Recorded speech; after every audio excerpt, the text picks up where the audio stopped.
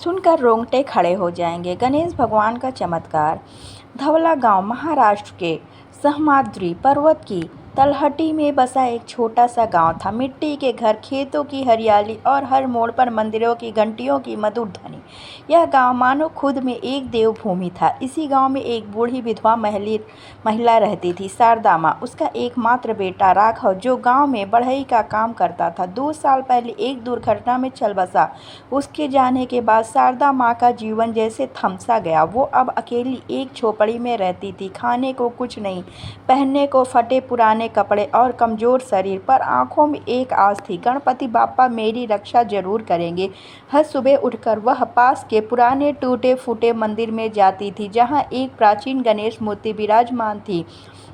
वो मूर्ति कोई देखता नहीं था, मंदिर भी जर्जर हो गया था, मगर शारदा माँ जानती थी कि वही विघ्नहर्ता है, वही उनका सहारा है।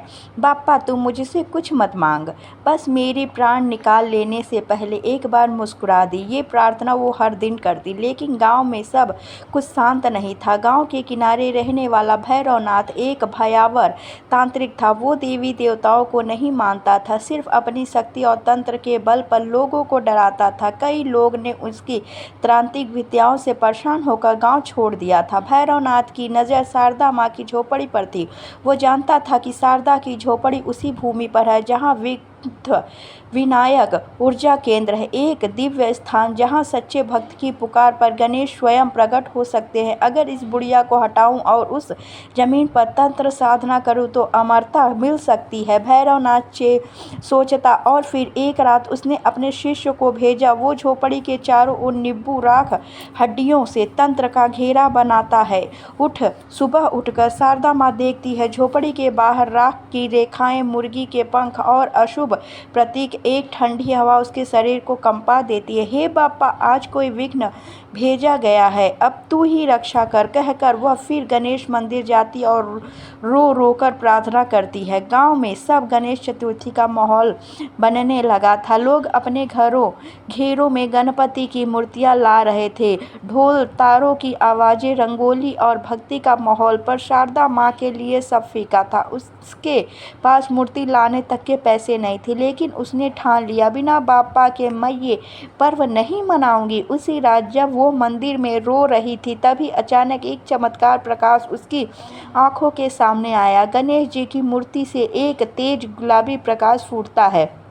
शारदा माँ डरती नहीं, बल्कि उस प्रकाश की ओर बढ़ती है, और जैसे ही वह पास जाती है, उसे ऐसा लगता है जैसे कोई कह रहा हो, मैं आऊँगा माँ, इस बार तेरे घर। सुबह जब गांव के लोग गणपति खरीदने बाजार जा रहे थे, शारदा माँ अपने घर लौट आई। दरवाजे खोलते ही उसकी आंखें फटी की फटी रह गई। उसकी झोपड़ी के बीचों बीच एक खूबसूरत गणपति की मूर्ति विराजमान थी। लाल वस्त्र, सोने जैसे कान और आंखों में तेज। कोई जानता नहीं वो मूर्ति कहाँ से आई, पर माँ के चेहरे पर पहली बार एक मुस्कान थी। आ गए बाप्पा मेरे घर। गणेश चतुर्थी का पहला दिन था। शारदा माँ ने घर की सफाई की। जो कुछ था वो भोग में रखा, सिर्फ एक सूखा नारियल और थोड़ी गुड़ की मिठाई। पर जब उसने आरती शुरू की तो कुछ ऐसा हुआ जिसे देखकर पूरा गांव सन्न रह गया। शारदा माँ की झोपड़ी से एक तेज प्रकाश निकला। वो प्रकाश सीधा गांव के आसमान में फैल गया, और उसी क्षण भैरवनाथ, जो तंत्र सिद्धि कर रहा था, उसकी साधना टूट गई। वो चिल्लाने लगा, ये क्या हो रहा है? मेरी शक्ति जल रही है, कौन है ये? उसकी आंखों में गणेश मूर्ति की छवि उभर आई। उसकी सारी राख, तंत्र सामग्री आग की लपटों में जलने लगी। वो जान गया, वो वृद्धा अकेली नहीं है, अब खुद गणपति उसके रक्षक हैं। भैरवनाथ क्रोधित हो उठा था। उसकी साधना नष्ट हो चुकी थी, और उसके स्वप्न में बार बार वही गणेश मूर्ति आ रही थी जो शारदा माँ के घर प्रकट हुई थी। उस बुढ़िया ने कुछ कर दिया है, नहीं, उसके पीछे कोई शक्ति है, कोई बड़ा देव, शायद वही गणपति। उसने अपने शिष्यों से कहा। रात के अंधेरे में जब पूरा गांव गणेश चतुर्थी के भजन कीर्तन में मग्न था, भैरवनाथ ने 2 शिष्यों को भेजा। उसकी योजना थी कि शारदा माँ की झोपड़ी में घुसकर गणपति की मूर्ति चुरा ली जाए, ताकि उसकी साधना उस पवित्र मूर्ति के बल पर पूरी हो सके। रात का तीसरा पहर था। गांव में सन्नाटा था। चांद की धुंधली रोशनी शारदा माँ की झोपड़ी पर पड़ रही थी। भैरवनाथ के शिष्य चुपचाप झोपड़ी के अंदर दाखिल हुए। उन्होंने देखा माँ सो रही है और गणपति की मूर्ति दीपक के प्रकाश में मंद मंद मुस्कुरा रही है। बस अब यह मूर्ति उठानी है और गुरुजी की तांत्रिक यज्ञशाला में स्थापित करनी है। जैसे ही उन्होंने मूर्ति को छूने की कोशिश की, एक तेज गर्जने की आवाज आई। विघ्नहर्ता को कोई चुरा नहीं सकता। अचानक मूर्ति के एक प्रचंड प्रकाश निकला। दोनों शिष्य हवा में उछलकर दीवार से टकराए और मूर्छित हो गए। पूरा घर स्वर्ण प्रकाश से भर गया। शारदा माँ उठ गई। उसकी आंखों के सामने गणेश मूर्ति धीरे धीरे आकार बदलने लगी।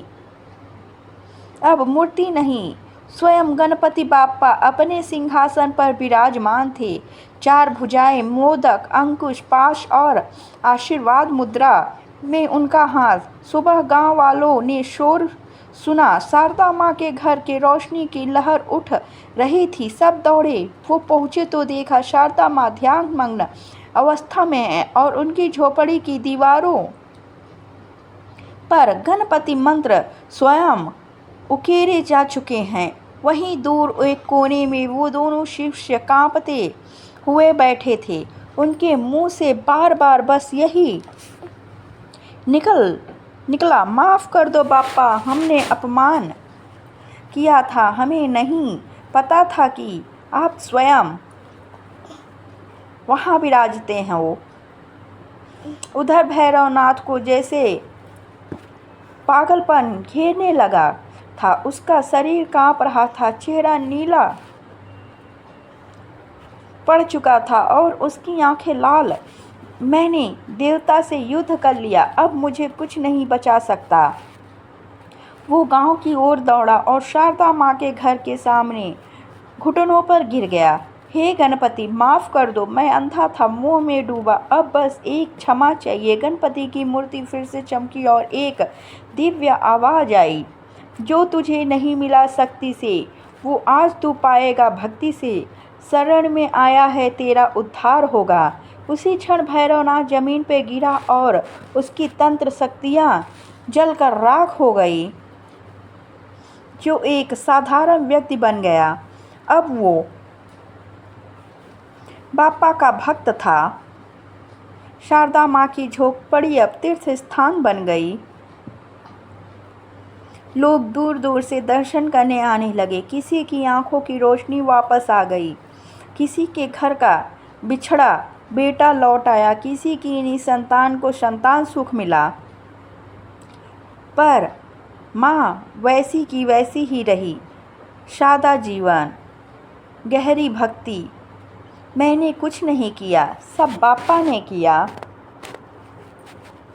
उन्होंने मेरे आंसुओं को सुना और मेरे घर आए।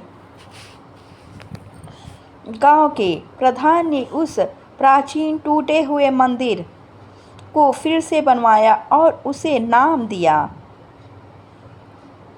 श्री संकटमोचन सिद्ध विनायक धाम। गणेश चतुर्थी अब धवल गांव का सबसे बड़ा पर्व बन चुका था। लोग उस दिन को गणपति प्रकट हुए कहने लगे। हर साल उसी दिन एक अद्भुत प्रकाश झोपड़ी से निकलता और गांव के ऊपर से बहता हुआ आसमान में विलीन हो जाता, जैसे गणपति फिर से आकर सबका हाल देख गए हो। शारदा माँ अब नहीं थी, पर उसकी झोपड़ी आज भी वही है, जहाँ हर कोई एक दिया जलाता है और कहता है, बापा तुम सबके हो, पर शारदा माँ की पुकार पर तुम खुद धरती पर उतर आए थे। अगर आपको ये कहानी अच्छी लगी हो तो कमेंट बॉक्स में गणपति बाप्पा मौर्य ज़रूर लिखें। जय गणपति बाप्पा। विघ्नहर्ता आप सबकी रक्षा करें और चैनल को सब्सक्राइब करना नहीं भूलिए। Thank you.